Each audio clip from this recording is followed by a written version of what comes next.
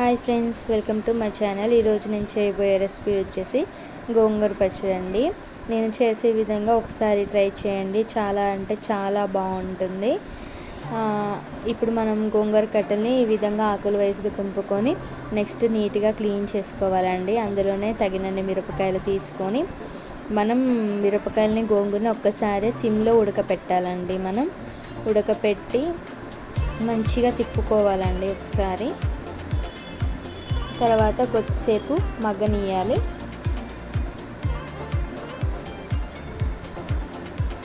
మధ్య మధ్యలో ఇలా కలుపుతూ తిప్పుకోండి, ఎందుకంటే కింద అడుగు అంటుతూ ఉంటుంది. అడుగు అంటకుండా తిప్పుకోవాలండి. అలాగే మనం పచ్చిమిర్చిని విడిగా తీసుకోవాలండి. విడిగా తీసుకొని మిక్సీ జార్లో వేసుకొని తగినంత ఉప్పు వేసుకోవాలండి. తర్వాత ఒక 4-5 వెల్లుల్లి రెబ్బలు వేసుకోవాలి. వాటిని మెత్తగా గ్రైండ్ చేసుకోవాలండి. గ్రైండ్ చేసుకున్న తర్వాత నేనైతే సగం గోంగూర వేసుకొని మిక్స్ చేసుకొని మిగతా సగానికి మొత్తం కలిపేసానండి. తర్వాత మనం అదే ప్యాన్లో కొంచెం ఆయిల్ పోసుకొని అందులో కొన్ని శనగపప్పు అండ్ మినపప్పు,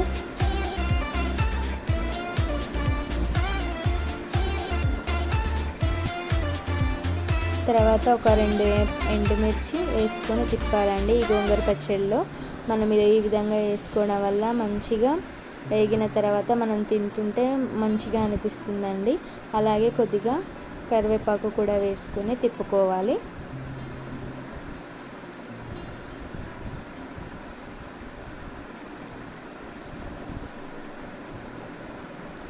తర్వాత కొంచెం అంతా జీలకర్ర వేసుకోవాలి.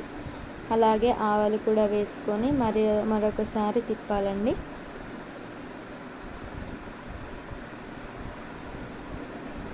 చిటికెడ పసుపు వేసుకోవాలి.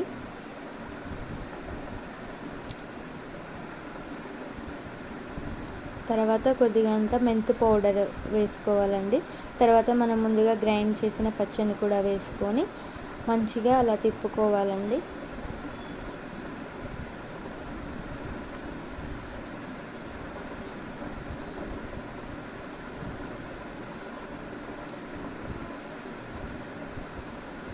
మన టేస్టీ అయిన గోంగూర పచ్చడి రెడీ అయిందండి.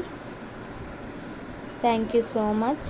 Like and share and subscribe.